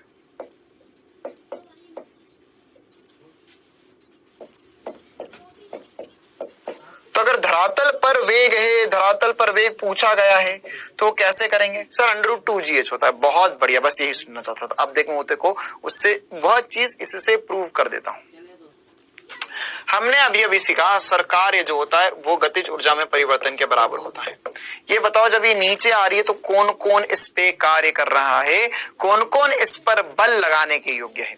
तो सर जब ये नीचे आ रही है तो इस पे कौन कौन बल लगा रहा है ये पता करना है क्या? हाँ, कौन कौन बल लगा रहा है ये पता करना है। तो किस किस का कार्य आएगा? सर जब ये नीचे आ रही है तो इस पर केवल और केवल और केवल पृथ्वी मां का बल है, तो इसमें जो कार्य होगा वो केवल एक कार्य होगा, गुरुत्व के बल के कारण। यही गतिज ऊर्जा के बराबर होगा। क्यों? क्योंकि और कोई सोचना यार, इस पर और कोई बल लग रहा है क्या? जब ही नीचे आ रही है सर हवा बल लगा रही है। अभी हवा को नहीं लिया हमने, हवा को लेंगे, हवा को लेंगे, आने वाले सवालों में लेंगे। लेकिन क्या हम इसको इतनी आसानी से बोल सकते हैं? नीचे की तरफ सर mg बल लग रहा है, उसकी वजह से कार्यक्रम चल रहा है। तो जो कार्य होगा वो गुरुत्व के कारण कार्य होगा। तो हम यहां से कार्य को लिख सकते हैं। क्या होगा कार्य? सर ये होगा mg बल लग रहा है और विस्थापन हुआ है h, और ये कार्य पॉजिटिव होगा या नेगेटिव होगा? सर यहां पर mg बल लग रहा है नीचे की तरफ, विस्थापन भी हो रहा है नीचे की तरफ। यह हो गया कार्य बराबर होगा गतिज ऊर्जा में परिवर्तन के। बोल बेटे बोल, गतिज ऊर्जा में परिवर्तन क्या होगा? सर ये होगा फाइनल गतिज ऊर्जा माइनस इनिशियल गतिज ऊर्जा। इनिशियल गतिज ऊर्जा क्या है? 0। क्यों? क्योंकि हमने उसे छोड़ा है, इनिशियल तो 0 होगी। तो क्या लिख सकते हैं सर? mgh बराबर हाफ mv स्क्वायर माइनस 0। तो m ने m को मार दिया, ये 2 उधर चले गया, 2gh बराबर v स्क्वायर आ गया, या √2gh जो होगा वह v के बराबर आ जाएगा। बोला था ना दुनिया गोल है। तो ऐसे हमें बहुत बहुत सारे सवाल पूछे जा सकते हैं। हमसे वो कार्य बोलेगा, आप पूछेगा गतिज ऊर्जा, तो क्या करेंगे? कार्य जो होगा वो गतिज ऊर्जा के परिवर्तन के बराबर होगा। वही वाली बात मैं बहुत सारे सवालों में पूछी जा चुकी है और पूछी भी जाएगी। जैसे ये सवाल से शुरुआत करते हैं, हमें बोला गया है, बढ़िया सवाल से शुरुआत कर रहा हूं ताकि कार्य ऊर्जा प्रमेय का इन डेप्थ फील आ जाए। 30 ग्राम के एक कण पर एक बल इस प्रकार कार्य करता है कि इसके समय के सापेक्ष स्थिति निम्न प्रकार दी जाती है। तो यहां पे समय के साथ स्थिति दी हुई है, x बराबर 3t minus 4t square plus t cube, जहां t मीटर में है, तथा x मीटर में और t सेकंड में है। फिर हमें बोला कि प्रथम 4 सेकंड में किया गया कार्य क्या होगा? प्रथम 4 सेकंड में किया गया कार्य क्या होगा? बल के बारे में नहीं बताया, किसी भी चीज के बारे में कुछ नहीं बताया, कुछ भी नहीं बताया हमें। कार्य क्या होता है? सर कार्य होता है, हाँ सर, कार्य जो होता है वह होता है F इंटू एस। सर ये वेरिएबल वाला ये लिख लिया इंटीग्रेशन ऑफ dx, कुछ नहीं कर पाए तुम। क्यों नहीं कर पाए? क्योंकि बल तो दिया ही नहीं है, द्रव्यमान दिया है बस। तो अब लगाना होगा हमें कार्य ऊर्जा प्रमेय। अच्छा, कार्य ऊर्जा प्रमेय को इंग्लिश में ना वर्क एनर्जी थ्योरम भी कहते हैं ना। एक बार एक काम करते हैं, पीछे लिख देता हूं, इसमें ना वर्क एनर्जी थ्योरम भी कहते हैं ना। एक बार एक काम करते हैं, पीछे लिख देता हूं, इसे हम इंग्लिश में कहते हैं वर्क एनर्जी थ्योरम। अच्छा, प्रमेय मतलब थ्योरम होता है, तो कार्य ऊर्जा प्रमेय वर्क एनर्जी थ्योरम। देखो भैया, तो यहां पर हम वर्क एनर्जी थ्योरम लगा सकते हैं। हमें पता है सर कि जो कार्य नहीं निकालोगे उसे पता है, उसको कार्य नहीं पूछना है, उसको कार्य उसने जानबूझ के घुमा दिया सवाल को। क्यों? क्योंकि उसे पता है कार्य जो होता है वो गतिज ऊर्जा में परिवर्तन के बराबर होता है। तुम गतिज ऊर्जा में परिवर्तन निकालो, अपने आप कार्य निकल जाएगा। तो गतिज ऊर्जा में परिवर्तन होगा सर, ये हो जाएगा फाइनल गतिज ऊर्जा माइनस प्रारंभिक गतिज ऊर्जा। गतिज ऊर्जा जो होता है वो हाफ mv² होता है। क्या होता है? Half mv²। तो तुम्हें x में समीकरण दिया गया है, वेग ज्ञात करो। तो x तुम्हें कितना दिया गया है? x दिया गया है 3t minus 4t² plus t³ तो वेग क्या आएगा? वेग कैसे निकाल सकते हैं? वेग क्यों निकाल रहा हूं? क्योंकि मुझे गतिज ऊर्जा निकालनी है, गतिज ऊर्जा। तो मैं लिख सकता हूं v बराबर dx बटा dt। तो यहां से v क्या आ जाएगा?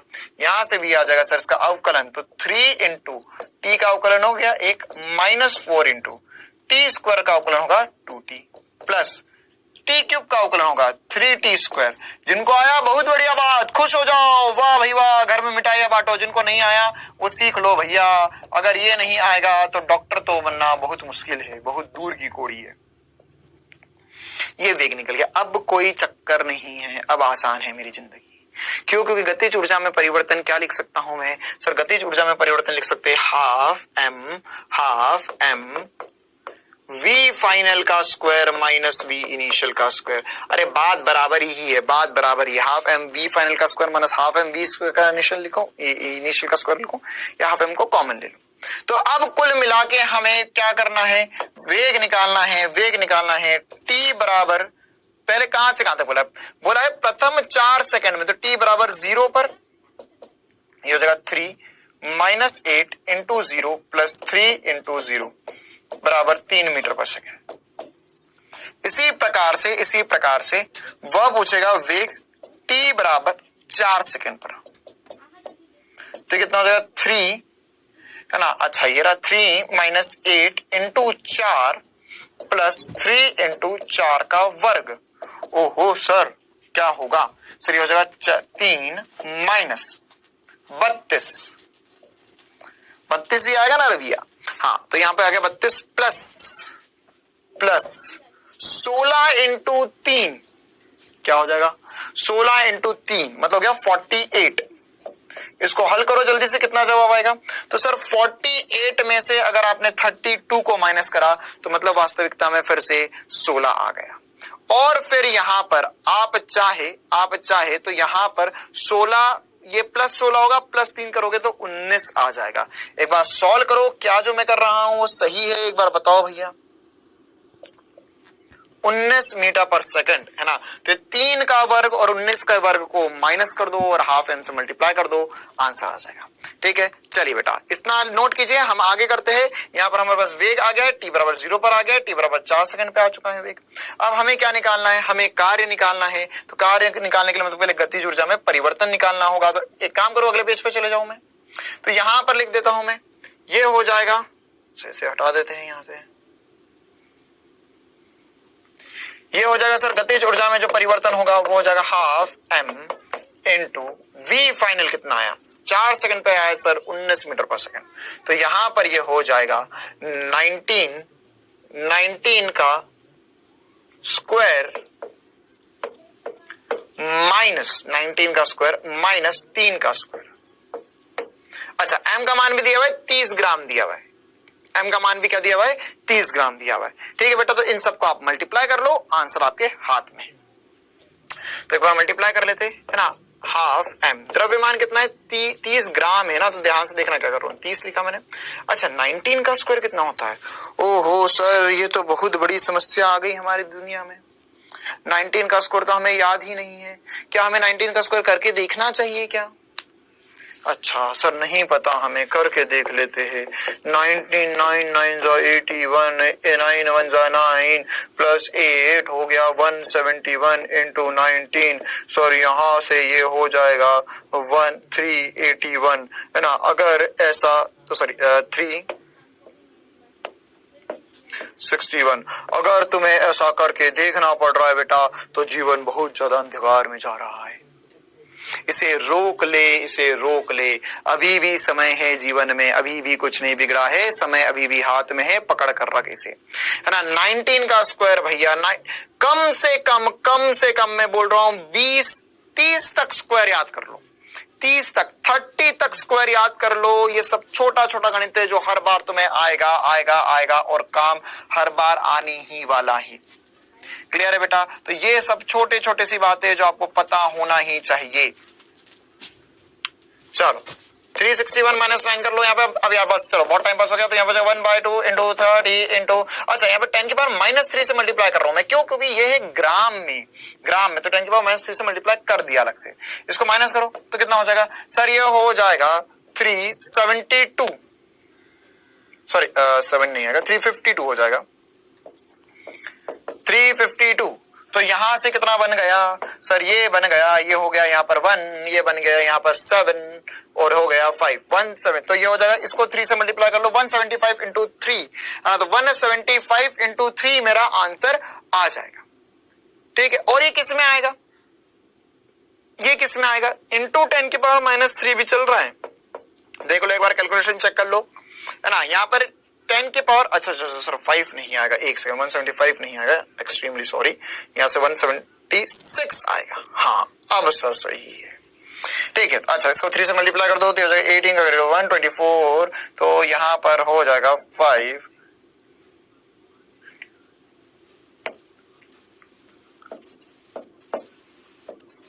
देखो ये यहाँ पर अप्रोक्सीमेट ये जो आंसर आएगा वो आएगा 528 मिलीजूल। मिलीजूल क्यों कर दिया मैंने, मिलीजूल क्यों कर दिया, है ना। तो सर यहां पर आपने मिलीजूल क्यों करा, है ना। अच्छा एक 0 भी आगे आएगा, हाँ अब सही है, यहाँ पे 30 का 0 भी आ गया। ये मिलीजूल क्यों करा, क्योंकि 10 के पावर -3 है तो ये मिलीजूल हो गया। और अगर मुझे इसे जूल में कन्वर्ट करना है तो मैं इसे 3 ये इसे मल्टीप्लाई कर दूं, है ना, मिली जूल लिखा हुआ है, तो अगर मुझे इसे जूल में मल्टीप्लाई करना मतलब 10 की पावर -3 जूल हो जाएगा। ये दोनों पता होना चाहिए क्योंकि ऑप्शन में मिली जूल भी दिए हुए हैं और जूल भी दिया हुआ है। तो मुझे क्या करना होगा, मुझे यहाँ पर दोनों देखने होंगे। ये हो जाएगा 5280 मिली जूल और ये 5280 -3 जूल, दोनों आने चाहिए, इतना गणित आना चाहिए हमें। तो ये हो जाएगा 5.28 जूल, जो कि आंसर होगा। ठीक है, ऐसे सर सवाल मत लिया करो सर, बहुत दुख होता है जीवन में, नहीं होने दे। अगर इतना कष्ट नहीं उठा पाओगे तो कैसे काम चलेगा रे लाला, है ना। तुम्हें क्या करना था, 19 का स्क्वायर 3 का स्क्वायर सॉल्व करना ही है, गणित है थोड़ा सा, इतना आना चाहिए और करना बनना चाहिए। तो इसके लिए जो आंसर हो जाएगा 5.28 जूल। बहुत ही ज्यादा बेहतरीन सा सवाल, इसे नोट करो। आगे बढ़ते हैं हम कुछ और बढ़िया सवालों की तरफ। एक और जबरदस्त सवाल लेते हैं हम, AIPMT 2015 का सवाल, प्रीवियस ईयर क्वेश्चन है ना। ऐसे इस कंसेप्ट पे बहुत सारे सवाल आ चुके हैं यार, बहुत सारे सवाल आ चुके हैं। तो नेक्स्ट क्लास मतलब मान के चलो हम इसके कंसेप्ट पे सवाल ही सवाल करेंगे। कार्य ऊर्जा प्रमेय में बहुत सारे सवाल। सवाल बोल रहा है 10 किलो द्रव्यमान का एक गुटका x दिशा में 10 मीटर पर सेकंड से स्थिर चाल से गति कर रहा है। फिर बोला है कि इसकी x बराबर 20 मीटर से 30 मीटर तक की यात्रा के दौरान इस पर मंदन बल लगाया जाता है। कितना लगाया जाता है, F बराबर इतना लगाया जाता है। इस गुटके की अंतिम गतिज ऊर्जा क्या होगी। तो देखो बेटा फिर से कार्य ऊर्जा प्रमेय का इस्तेमाल करेंगे हम, है ना। हमें क्या क्या दिया हुआ है, हमें दिया हुआ है सर सॉल्यूशन लिखना पड़ेगा। हमें लिख दिया हुआ है प्रारंभिक वेग u कितना दिया हुआ है 10 मीटर पर सेकंड। द्रव्यमान कितना दिया गया है, द्रव्यमान दिया गया है सर 10 किलो। अंतिम वेग निकालना है, अंतिम वेग नहीं पता, अंतिम वेग निकालना है हमें। अच्छा, और हमें बल दिया गया है, तो हम क्या लिख सकते हैं सर, फिर से लिखेंगे गतिज ऊर्जा में परिवर्तन जो होगा वो कार्य के बराबर होगा। तो जो कार्य होगा, कार्य क्या होता है। अब देखो तुम्हें बल दिया गया है, देखो मैंने तुम्हें पहले ये सारी चीजें सिखा दी है, इसलिए ये मेहनत कर रहे हैं हम। क्या मेहनत कर रहे हैं सर, कार्य लिखना हमने सीख लिया था। तो अब यहाँ पे कार्य किसका है, केवल एक ही चीज का कार्य है सर, वो होगा integration of F D x. क्यों, क्योंकि यहाँ पे बल का समीकरण दिया। अरे ऐसा सवाल नहीं किया क्या हमने कभी कि सर हमें बल का समीकरण दे दी जाए और कार्य निकालना हो, कौन सी बड़ी बात है। बल दिया है, कार्य निकालना है, तो बल का समीकरण दिया तो कार्य कैसे निकलेगा, ऐसे निकल जाएगा सर। एफ की जगह लिखेंगे सर 0.1। अबे मूर्ख बालक, इसमें कंफ्यूज तो नहीं हो गए सर, ये जे बटा एम क्या है, जे बटा एम का मात्रक है, जूल प्रति मीटर दिया हुआ है। ठीक है, तो यहां पर क्या लिख सकते हैं 0.1 x dx का इंटीग्रेशन। कहां से कहां तक इंटीग्रेट करना है सर, ये 20 से 30 मीटर तक। तो 20 से 30 मीटर में ये बल लगा, तो इस बल ने कार्य कितना करा, तो जगह 0.1 बाहर आ गया, x स्क्वायर बटा 2। और कहां से कहां तक, 20 से 30 तक। तो यहां पर हो जाएगा सर 0.1 बटा 2 बाहर ले लूं। अच्छा, क्योंकि 30 का वर्ग माइनस 20 का वर्ग है ना, तो 30 का वर्ग कितना होता है सर, 30 का वर्ग 900 माइनस 400। तो हम चाहे तो इसे लिख सकते हैं 0.1 बटा 2 इंटू ये हो गया है 500। कितना हो गया ये 500। और अगर हम इसे सॉल्व करेंगे तो देखो यार, ये पॉइंट उड़ाओ तो नीचे आ जाएगा एक और 0, तो ये कट गया, तो आ गया 25। क्या आ गया ये 25 जूल कार्य आ गया हमारे पास। क्या आ गया हमारे पास, 25 जूल कार्य आ गया। एक सेकेंड इधर आ जा, हाँ 25 जूल कार्य आ गया। कैसे किया, 0 से 0 कट गया, 50 बटा 2 कर दिया, 25 जूल कार्य आ गया। कहानी खत्म हो चुकी है। यहाँ पे कार्य जो होगा वो गतिज ऊर्जा में परिवर्तन के बराबर होना चाहिए। 25 जूल का कार्य हुआ है, ये होगा फाइनल गतिज ऊर्जा माइनस प्रारंभिक गतिज ऊर्जा। इसे मैं लिख सकता हूँ हाफ इंटू एम। देखो फिर से लिख देता हूँ एक बार, वैसे v square minus u square, v final v initial लिखो या v square minus u square भी लिख सकते हो, एक ही बात है, कोई चक्कर वाली बात नहीं है। ना तो तुम्हारा चक्कर है ना तो मेरा चक्कर है। ये हो गया 10, तो ये हो जाएगा सर 25 बराबर हाफ इंटू 10। v फाइनल हमें नहीं पता, प्रारंभिक वेग दिया हुआ है 10 का वर्ग। ठीक है, अच्छा सर एकदम स्टाइल में तो चल रहे हैं हम, लेकिन क्या कुछ गड़बड़ हो सकती है सवाल में हमसे, एक बार पता करते हैं। एक बार से मल्टीप्लाई करो तो सर हो जाएगा, ये देखो इसे मैं चाहूं तो लिख दूं 5, और ये 5 का डिवाइड करूंगा 25 से, तो आ गया 5। यह क्या v square minus u square. अच्छा u कितना है 10 का वर्ग है सर, बहुत बढ़िया सर, बहुत स्टाइल में चल रहे हैं सर, बहुत रफ्तार में चल रहे हैं। 10 का वर्ग, ठीक है। लेकिन हमसे सर अंतिम गतिज ऊर्जा पूछी थी केवल। अच्छा, अंतिम गतिज ऊर्जा पूछी थी, और हमने एक और बात पर ध्यान दिया है क्या, इसीलिए देखो भैया सर कर तो रहे थे बड़े स्टाइल में अपन, लेकिन ये कौन सा बल है, मंदन का बल है, मंदन का बल है। ध्यान से देखना, मंदन का बल है, जो कार्य आया है हमारा 25 जूल, जब ये कार्य ऊर्जा प्रमेय में रखेंगे तो यह -25 करना पड़ेगा। मंदन का बल है, मंदन का बल है, ध्यान से देखना, मंदन का बल है, जो कार्य आया है हमारा 25 जूल, जब ये कार्य ऊर्जा प्रमेय में रखेंगे तो यह -25 करना पड़ेगा, -25 करना पड़ेगा, -25 -5 है ना। वैसे -5 करने की जरूरत नहीं, क्योंकि हमसे उसने ऊर्जा ही पूछी, तो उसे काट देंगे नहीं, ऐसा ही रहने दो, कोई दिक्कत नहीं है ना। बस कुल मिला के कहानी यह है कि यहाँ पे -25 करना पड़ेगा। क्यों -25 करना पड़ेगा, क्योंकि भैया है ना, देखो यहाँ पर चाहो तो इसको यहाँ से भी समझ लो फिर से ना, कि ये वेग भी निकाल सकते थे, मैं वेग निकाल रहा था, हम फाइनल गतिज ऊर्जा भी निकाल सकते, कोई बड़ी बात नहीं है। मैं ये बस सिखाना चाह रहा हूँ कि -25 क्यों करना पड़ेगा। -25 इसलिए करना पड़ेगा गुरुजी क्योंकि यहाँ पर मंदन का बल है। मंदन का बल जो है वो गति की विपरीत दिशा में लगेगा, मतलब फाइनल गति। इतना तो कॉमन सेंस है कि फाइनल गतिज ऊर्जा कम होनी चाहिए प्रारंभिक से, तो वही वाले कॉमन सेंस का इस्तेमाल करते हैं। यह हो जाएगा -25 प्लस प्रारंभिक गतिज ऊर्जा, ये हो जाएगा अंतिम गतिज ऊर्जा। तो हो जाएगा -25 प्लस हाफ m u का स्क्वायर, -25 प्लस हाफ इंटू द्रव्यमान। द्रव्यमान कितना है बालक? द्रव्यमान कितना है बालक? तो सर जो द्रव्यमान है वो कितना है? 10 इंटू प्रारंभिक वेग कितना है? 10। तो यहां पर से सर हम लिख सकते हैं ये हो जाएगा 5, 10 का वर्ग हुआ है, फाइनल गतिज ऊर्जा आ चुकी है। ये हो जाएगा सर 500 - 25 मतलब 475 जूल हमारा आंसर होगा। हम यहां से वेग भी निकाल सकते हैं हाफ mv² करके, लेकिन सबसे इंपॉर्टेंट सी बात 475 क्यों? क्योंकि हमारा जो आंसर है वह यहां पर जो गतिज ऊर्जा है प्रारंभिक गतिज ऊर्जा से कम होना चाहिए क्योंकि कार्य नेगेटिव है। ये बात हमें ध्यान रखनी होती है क्वेश्चन सॉल्व करते वक्त। मंदन का बल दिया था, मंदन का बल, कार्य हमने निकाला नॉर्मली, लेकिन हमें कॉमन सेंस से पता चला सर कि जब हम यहाँ पे कार्य ऊर्जा प्रमेय में रखेंगे तो ये जो F.dx करेंगे, आप चाहो तो यहाँ पर भी माइनस कर सकते हो ना, लेकिन हमें पता होना चाहिए सर ये जो कार्य आएगा वो -25 जूल आएगा। क्लियर है कहानी? चलिए बेटा आगे बढ़ते हैं हम, है ना, आगे बढ़ते हैं और भी महत्वपूर्ण बातों की तरफ।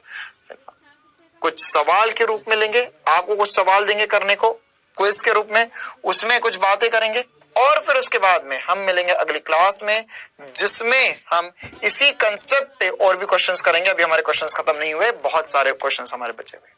ठीक है, चलिए बेटा, तो ये -25 475 आंसर क्विज के रूप में 3 सवाल आपके सामने एक एक करके। चलो भैया, क्विज का पहला सवाल बहुत ही आसान सा ना, कम टाइमर मिलेगा क्योंकि छोटे छोटे सवाल है।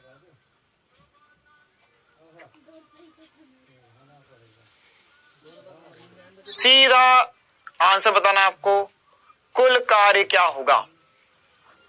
कार्य ऊर्जा प्रमेय पे आधारित एक लाइन का छोटा सा सवाल।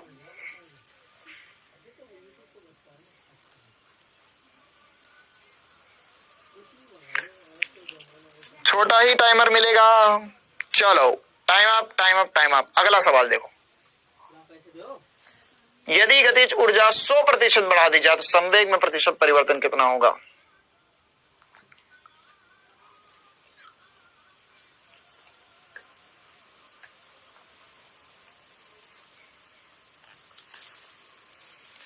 गतिज ऊर्जा बढ़ी है 100%, तो संवेग में प्रतिशत परिवर्तन बताना है।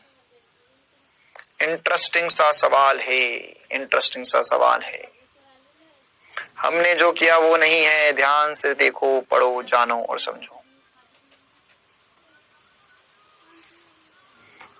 थोड़ा सा परिवर्तन।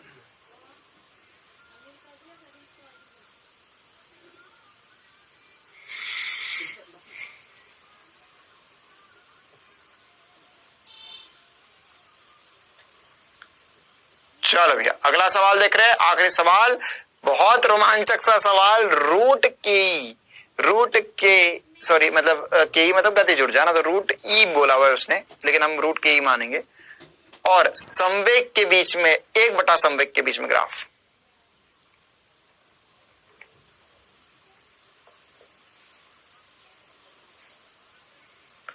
रूट के ई को y लिखो, 1/p को x लिखो और आंसर निकालो।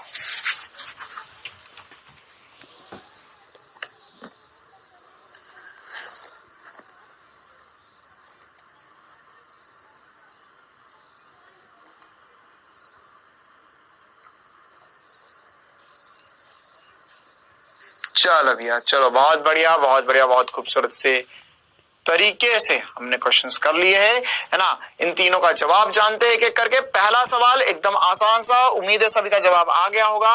कैसा? एकदम बिल्कुल आसान सा सवाल सर। बोला एक अचर बल है, तो भैया बहुत बढ़िया बात है। आरोपित किया जाता है u प्रारंभिक वेग है, s विस्थापन होगा, v वेग हो जाता है कुल कार्य। तो सर कार्य जो होगा वो गतिज ऊर्जा में परिवर्तन के बराबर होगा और आसानी से हम लिख सकते हैं half m v square minus u square. Half m v square minus u square, बिल्कुल ही आसान सा सवाल। अगला सवाल बड़ा रोमांचकारी, गतिज ऊर्जा में प्रतिशत परिवर्तन। अभी तुम्हें संवेग में प्रतिशत परिवर्तन पूछा है, मतलब तुम्हें पूछा है डेल्टा पी बटा पी इनिशियल इंटू 100, या मैं लिख सकता हूं P final minus P initial बटा पी इनिशियल इंटू 100, या मुझसे पूछा गया है sir P final minus P initial minus 1 into 100। ये पूछा गया है, गतिज ऊर्जा में नहीं पूछा है। अब गतिज ऊर्जा के बारे में एक बार जानकारी जो हमें पता है वो लिख लेते हैं। प्रारंभिक गतिज ऊर्जा तो सर के ई ही है ना। अब गतिज ऊर्जा और संवेग में जो संबंध होता है उससे मैं लिख सकता हूं, क्या लिख सकता हूं, देखो मैं लिख सकता हूं सर प्रारंभिक संवेग जो होगा वो √2m के होगा, के ई इनिशियल। प्रारंभिक गतिज ऊर्जा, प्रारंभिक संवेग, अच्छा अंतिम संवेग क्या होगा, क्योंकि मुझे अंतिम संवेग और प्रारंभिक संवेग में चक्कर चलाना है भैया, तो सर √2m के ई फाइनल।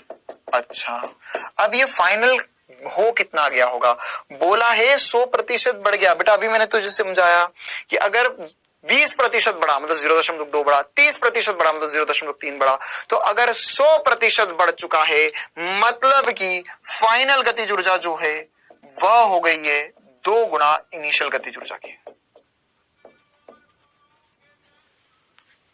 फाइनल गतिज ऊर्जा जो हो गई है वो दुगना हो गई है इनिशियल गतिज ऊर्जा के। कैसे, क्योंकि इनिशियल का 100%,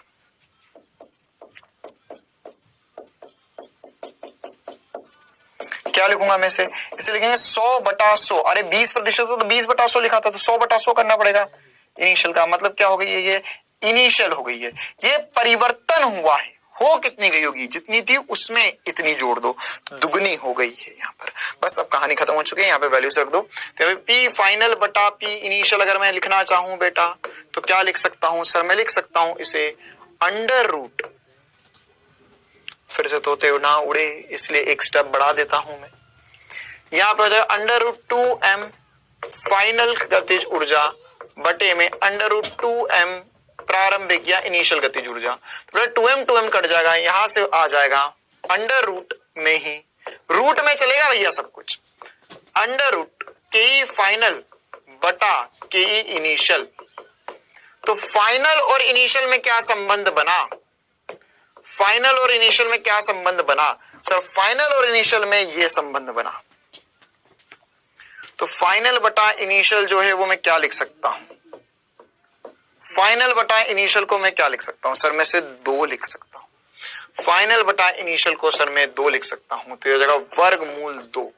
बस वर्गमूल 2 मतलब कि 1.414 उठा के रख दो, आंसर आ गया। सर इतना मुश्किल, अरे नहीं है मुश्किल भैया, मैं डिटेल में करता हूं इसलिए तुम चाहो तो बीच में 1-2 स्टेप्स उड़ा भी सकते हो। तो यहां पर संवेग में पी में प्रतिशत परिवर्तन,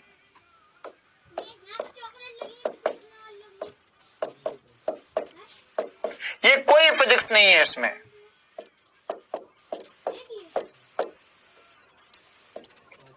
तो यहां पर क्या हो जाएगा प्रतिशत परिवर्तन सर, यहां पर लिख सकते हैं पी फाइनल बटा पी इनिशियल, मतलब ये हो जाएगा 1.414 माइनस 1 इंटू 100, मतलब ये हो गया 41.4%, 41.4%, ये मेरा आंसर आ जाएगा।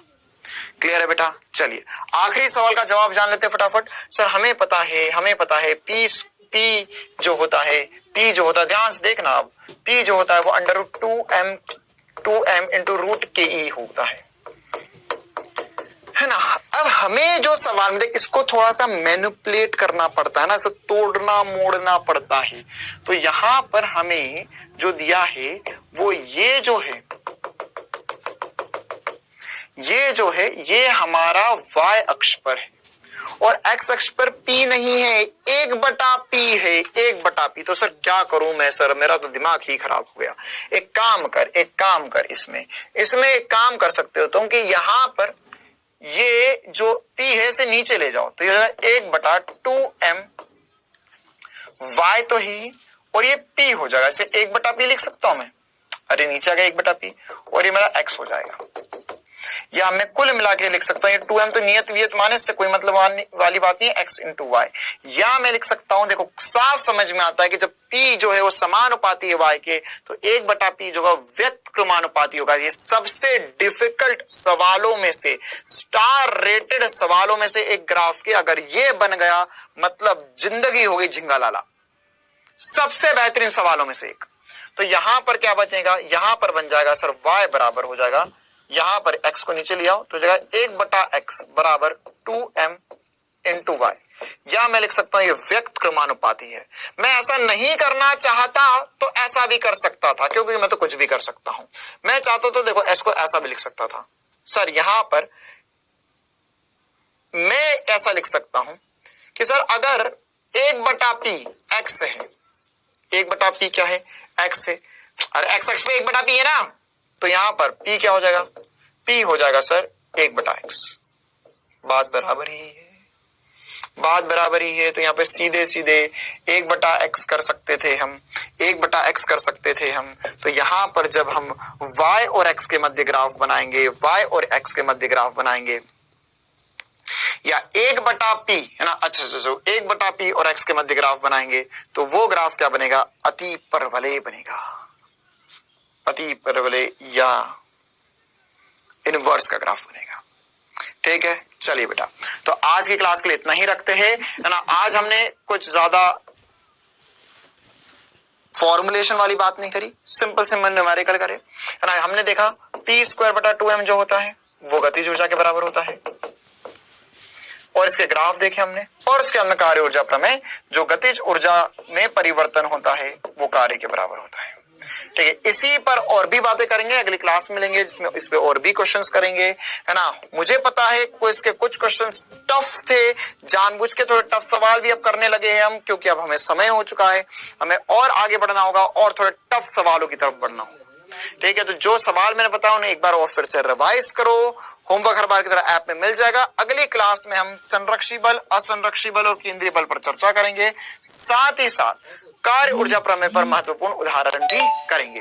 तो जितना बड़ा एक बार रिवाइज कर लेना, मिलते हैं अगली क्लास में, तब तक के लिए बढ़िया से पढ़ते रहो, स्वस्थ रहो, मस्त रहो।